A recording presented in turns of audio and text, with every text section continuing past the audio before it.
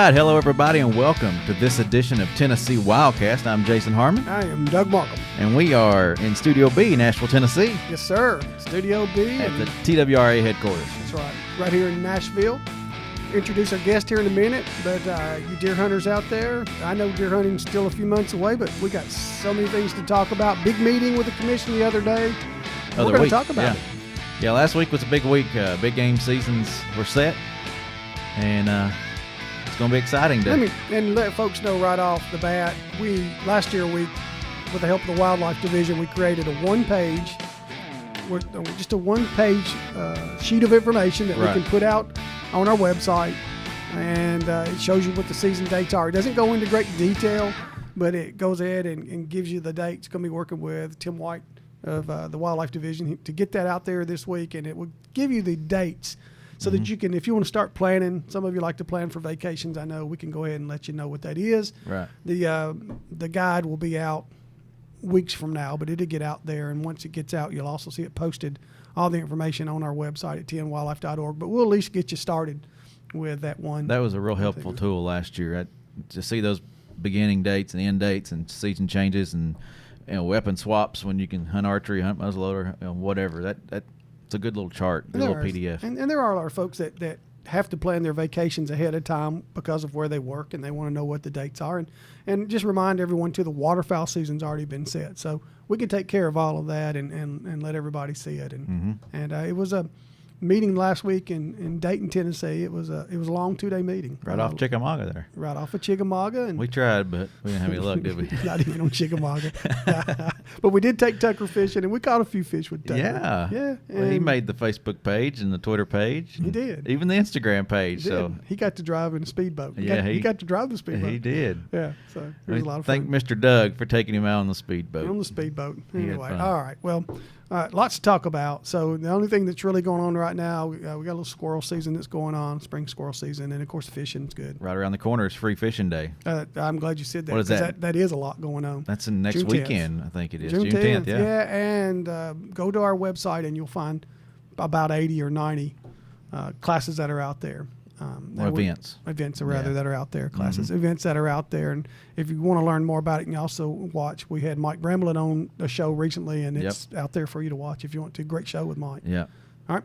What's cool about that show is the tarp stuff. I hadn't really dove deep into that much, but all those angler recognition programs, that's pretty cool. It looks a lot of fun. Different master levels, I wish they started with fish about this big, though. So I'm going to make the master levels. Tucker was catching bigger fish than you were. I know. Tucker was catching more fish than me. Anyway, all right. James Kelly is our guest. He is the Deer Management Program Coordinator. Is that right?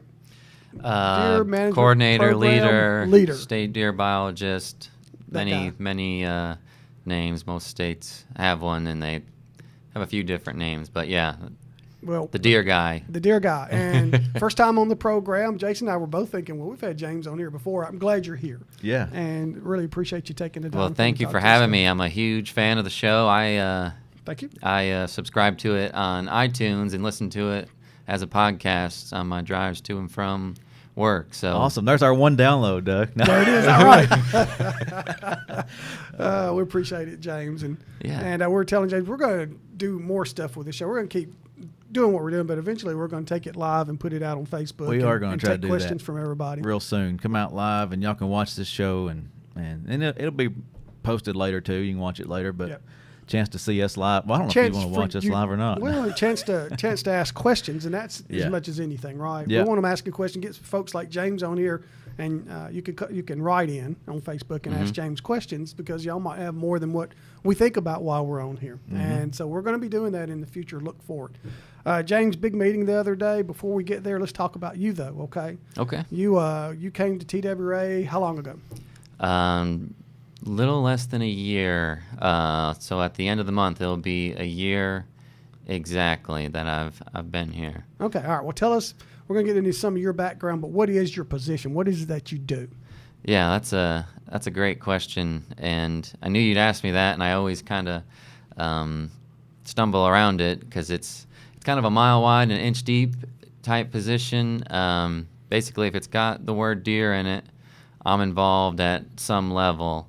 And some people might think, the state deer biologist, they must be just out there in the field just studying deer all the time, and but there's some field work, but a lot of it is working at a much higher level, trying to manage a statewide program, a statewide deer herd, and manage that resource for the stakeholders or the citizens of Tennessee, hunters and non-hunters alike. And obviously there's a lot of staff that are involved with deer at certain times of the year.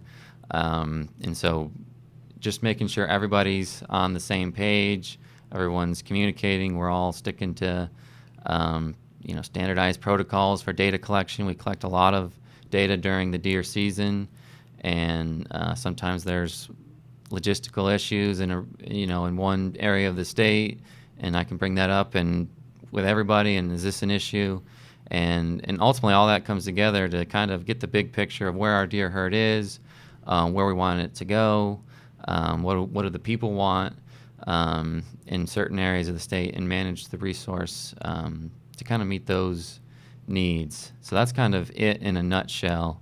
Yeah.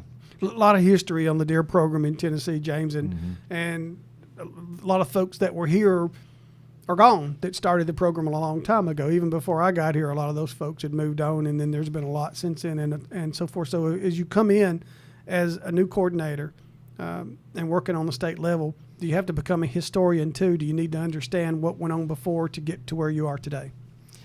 Yeah, I think so, and I'm still learning a lot of that, and I'm fascinated by it. I want us as an agency and or a team where I work together with regional biologists who have deer responsibilities at least part of the year, regional deer biologists, and one of the things I want us to look at is kind of look at the restocking effort and our breeding chronology and see how that all has played out, and if there's any influences there. There's lots of states in the Southeast that have variable breeding dates, and I know we've looked at that some, but I would like to get a more comprehensive look at that and see where, kind of correlate those two, where we've restocked, where we were stocked from, and the breeding seasons. Mm-hmm.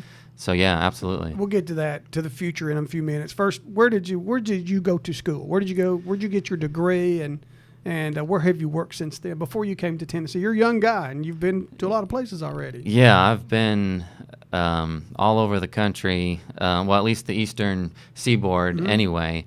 And I started in Pennsylvania, not working, but that's where I grew up. Mm-hmm. And for those who don't know, Pennsylvania is a big deer hunting state, has a strong hunting heritage. And that's where I'm from, is very rural, north central to northeastern Pennsylvania, from an area where, first day of deer season, schools were closed down, factories are closed down. I mean, it was a deer hunting community. And so at a young age, I just fell in love with all things deer hunting, really. I love to be outside, love to hunt, fish. But really, it was deer hunting. And at the time when I was a teenager, and deer management was very controversial in Pennsylvania, and their state deer program leader was on TV at least once a week, and I said, I want that guy's job. and here I am. But to kind of get there, I went to a state school and studied biology, just a general degree in biology.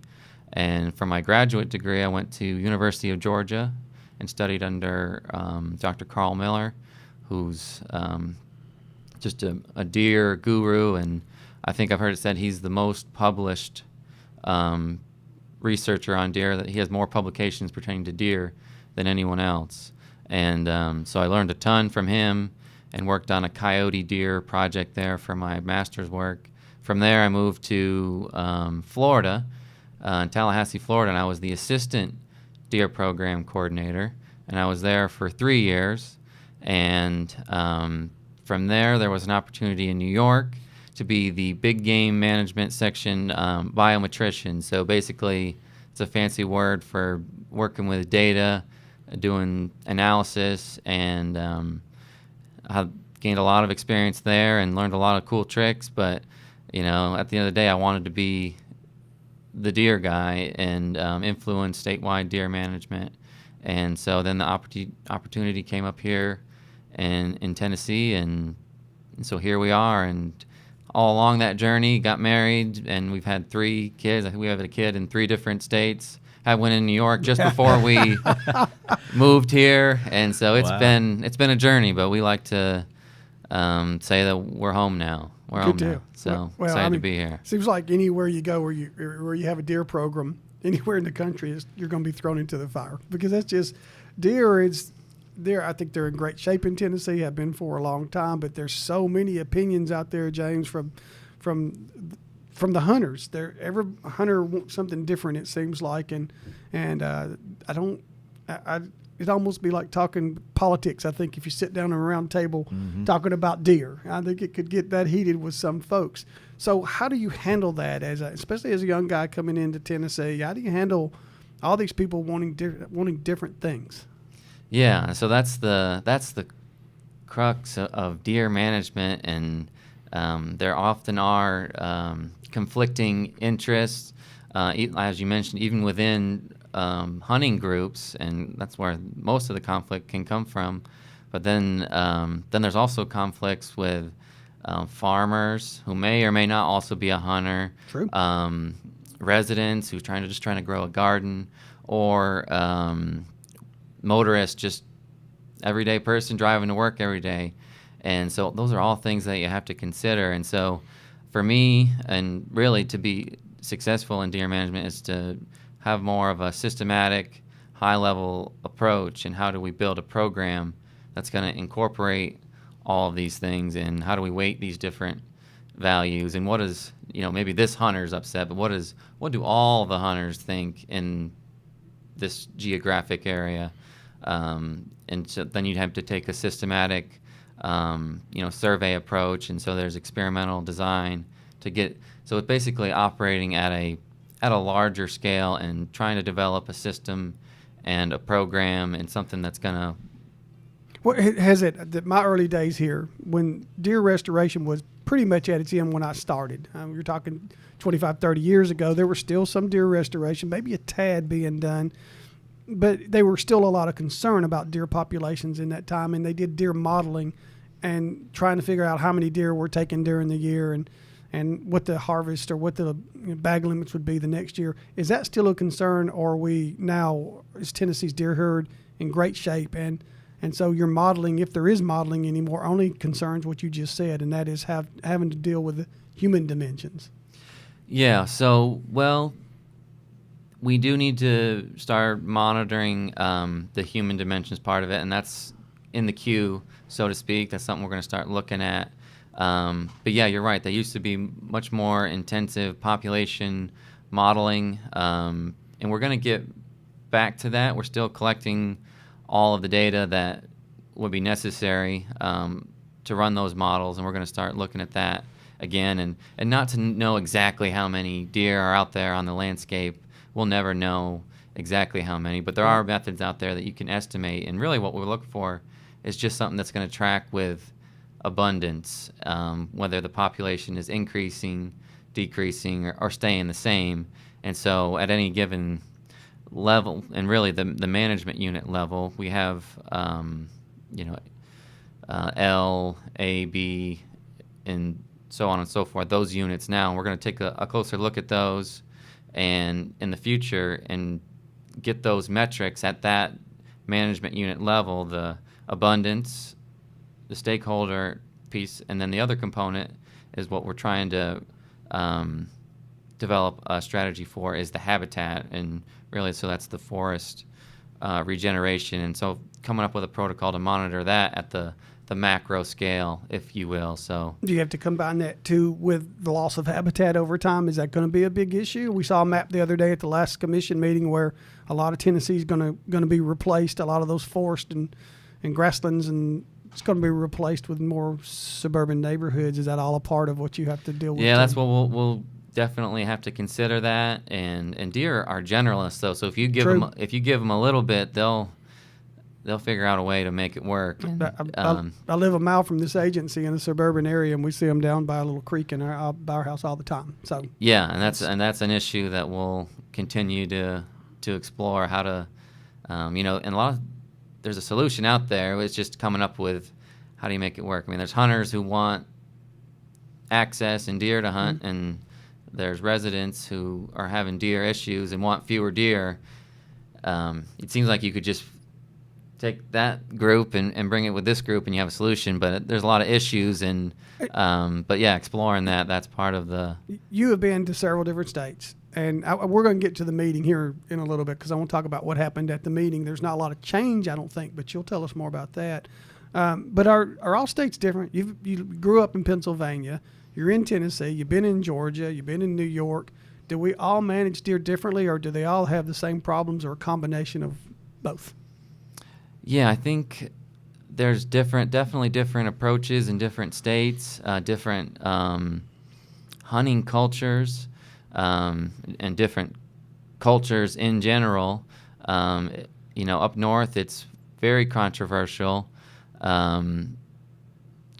There's just a lot of hunters. I think New York and Pennsylvania are two of the highest hunter per capita, but it's different though. They got 2-week seasons, and everyone goes out. They don't go outside the whole year, but the deer season comes, they go out and shoot their deer, and they want to be able to shoot their deer on that really opening day. They want and they want to see a lot of deer because that's what they used to see. And that's maybe a little bit different than Tennessee. Up north they had a phase where deer were just out of control, and so there was a whole generation that was just used to going hunting and seeing hundreds of deer on opening day, and then they've realized, well, the forest can't sustain this, and so they've scaled it back, and even still they're having it's just much more of a fight in the north.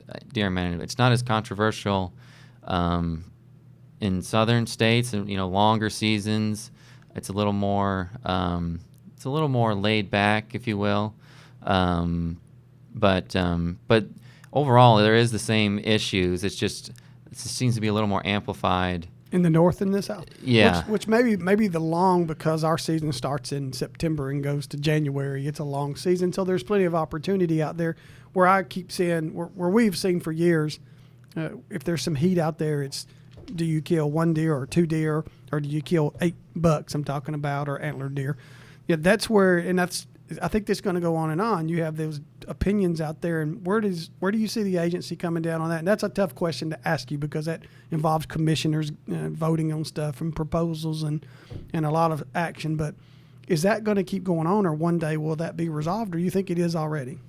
Well, I think what we need to decide is what our objectives are, and that's what we're going to be starting looking at over the next year or so, is identifying what the objective is, and breaking the state up into management units. We might take another look at those, or maybe use the current ones, but basically identifying where do we want to go in one unit, age structure, or the quality deer management approach might be the objective based on what stakeholders are saying. Stakeholders are hunters, right? Well, there's hunters, there's residents, there's we got to manage farmers, it for, all of them. Okay, yeah. And then there's the future generation, the people who aren't here yet and don't have a voice, and we got our charges to manage for them. So whatever we're doing, we got to make sure it's sustainable. So we're not doing anything that's permanently going to damage the resource or any other resource indirectly. So yeah, that's setting the objective is what we need to identify, and then because some people have ideas on what we should be doing, but when you ask them what the ultimate outcome of what they want is, it's something that those two things are conflicting. They want more deer, but they also want to be able to shoot more deer. The primary way to have more deer is to shoot less so the population can grow. Yeah. So that's, we call those fundamental objectives. What's the outcome you want to see? And then we'll take a look at the techniques to get there. But first you're going to what's that desired future condition? And then we'll look at the tools in the toolbox. There's never anything as simple as asking one question. There's just way too many more questions that follow that question. Exactly. It's like taking a polling survey or whatever. Okay, James, let's talk real quick because I'm afraid we're going to run out of time. We could talk to you about it, and we'll get you back in here. And like I say, we're gonna do some live stuff. We'll get James on that. Y'all ask James questions, but let's talk about the meeting the other day. The Dayton meeting, where there were very many changes in the upcoming any season date changes or any major changes coming up for this deer season in 2018. No major changes. There was some discussion on the antler deer definition that was changed for this past season. It went from 3 inches or greater as an antler deer. I'm paraphrasing. I'm not using the legal wording, but that was what it was. And then this last year, it went to any visible antler protruding above the hairline. Okay. So that was this last year, and we shared some year one, kind of what we saw from that. But we want to continue to monitor to make sure what we're seeing is actually due to those changes. All right, that's going to be the question. Is there was some consideration, some thought of removing the hairline and going back to the way it was. Your study from just 1 year didn't show that it affected. Was it fawns? It didn't really show that it affected. Well, so based on we get our hands on about 5,000 deer a year. Mm-hmm. And some of those are bucks, some of those are does. We physically look at check stations, you're saying? Yeah. Okay. So our staff will age, and it's called getting the age and sex distribution of the harvest. And so from that sample that we get for all across the state, we can estimate what the composition of the harvest was overall. And so the proportion of fawns did decline, but we had a slight increase in the proportion of yearlings. And the intent of the rule was to protect that segment of the population, so bucks that had less than 3 inches of antler, which some of those are fawns and some of those are yearlings. And yearlings that fall into that category are deer that were, when they were fawns, they were born late in the fawning season, so they're behind developmentally. So you might have a yearling that has a very short spike, and that can be less than 3 inches of antler. So that's the two age classes that this definition will impact. And so we looked at what was the percent change in that, and it looks like that it actually increased the percentage of bucks in the harvest with less than 3 inches of antler, but only by a few percentage points. But the objective was to decrease that percentage. So we want to look at it at least one more year and see what that, if we repeat that result, then we think that the intended objective was not met and actually is having the opposite impact. And so then we'll bring it to our commission for discussion on whether they want to keep that. Maybe 1 year studies, but what's your guess as to why that happened? Why do you think that happened? Well, so it is plausible that it was that we made that happen with the rule change because our antlered harvest almost always exceeds our antler-less harvest. But if you look at our regs, we have much more liberal antler-less regulations. A lot more. But despite having more liberal antler-less regulations, our antlered harvest always exceeds antler-less. So there's more pressure on the antlered segment of the population. And the antler-less is, at least in the gun season, it's an additional privilege. Not everyone buys that. But so anyway, the bottom line is antlered has more pressure, and we moved that line from 3 inches down to visible above the hairline. So now this segment is now in the more pressured segment. Okay. That's kind of the theory behind it. So we're going to continue to look at that and see if that result repeats itself, and if that's the case, then we think that's definitely what happened. Any proof that one of the things that folks were saying the most out on our Facebook or wherever, or calling you guys, maybe writing you guys, was there would be a lot of young deer laying in the field. Any proof that happened at all, or is there any way we could know? Based on our discussions with law enforcement, that wasn't really an issue this past year, and and it's a very small segment of the population anyway, so it's not going to. Sure. It's not going to. That's not going to happen that often, and because we are 2-buck state, you do have, depending on where you are in your antlered bag, but most often, if you're in the rare case that you do make the mistake, you can use one of that antlered bag to cover a mistake. Okay, and going back, just to make sure I'm understanding right, more deer under 3 inches were killed than you thought would be killed. Yeah, it went from around 7%. That was kind of the average for all previous years, and then it jumped up to 12%. But they got checked in as antlered. Well, they would have been checked in as antlered, yes. Yeah. And these are all based on deer that we got the 5,000. Yeah. Take. Yeah. Okay. All right. So, but in Tennessee, there were how many deer taken statewide? I don't have the exact number, but it was 157 and change, 157,000. Yeah, it was about a 6% decline overall. Okay. But when you look at the kind of the last 12 years, it looks stable. It's not a precipitous decline at all. So. Okay. All right. Well, that happened. Like you say, that if you look at the chart, yeah, similar like that happened. So the commission then, my understanding from watching the meeting was they decided after you made your presentation to say, hey, let's give this at least another year, maybe 2 years, to see if what we thought was going to happen happens, and if it doesn't, things may change. Is that my interpretation correct? Yeah, and that's the thing. I mean, several other states have this same rule: visible antler protruding above the hairline, or some variant of that. It's visible antler, and they're able to manage their deer herd just fine. So even if we didn't change it, it would be okay. But again, it's identifying those objectives. If the objective is to protect this segment, then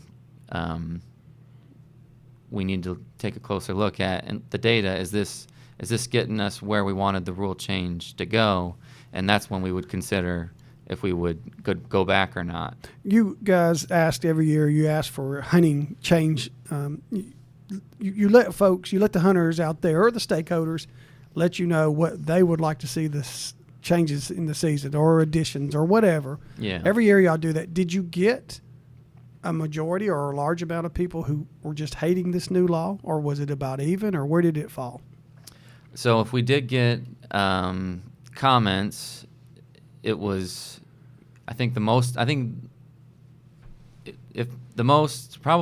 top 1 or 2 that we got comments on were pertain to this, and it was negative feedback. But in proportion to the number of hunters we have out there, it was a minuscule amount. We're talking probably less. I don't know the exact number. I know it was probably less than 100 overall, and we have hundreds of thousands of deer hunters. So it's you can't really base a decision off that small of a sample, and so that's where the more systematic survey approach, we're going to start engaging our stakeholders through random sampling and surveys and starting getting a feel for where they stand on some of these issues. And just legit, when y'all get ready to start doing all that, let us know. We'll have you back on there. We'll do the live piece. We'll talk about it. We'll put it out everywhere and try to help you get information on what you're doing and try to get all these hunters out there. Let them know how they feel. A lot of times you get the people that are mad. We all do that. I do that when I'm whatever, but the folks that like the way it is need to let you know too. And that's not generally in human nature to feels better to be mad. The public, especially in a public comment period, they're not going to take their time out of their day to tell you this is great. Some do, and we appreciate those folks, but the normal is when they're upset about something. Yep. Okay. All right. Now stay mad at DirecTV, so I let them know all the time, right? I stay happy at some of the others, but anyway. All right, James, you did great. Thank you. I wanted to ask you more about the future. No, you come back. I'm glad to come back. I really enjoyed this. This is the first time on here, and you act like you've done it 100 times. Thank you. You're welcome. He's a natural. He is. He's also an IT geek. We're messing with him. We're learning from it anyway. All right, Jason. Hey, thanks for watching and listening to this show, and thanks for being on, James. It's out there, and you can find it anywhere. Tennessee WildCast at tnwildlife.org is the best place to start. Listen, watch, and keep following our social media. Hey, keep watching our social media, Facebook, and as I said, we're going to go live with some of this stuff, and you can get more involved. Yep. And we'll get James back on, we promise. Thank y'all.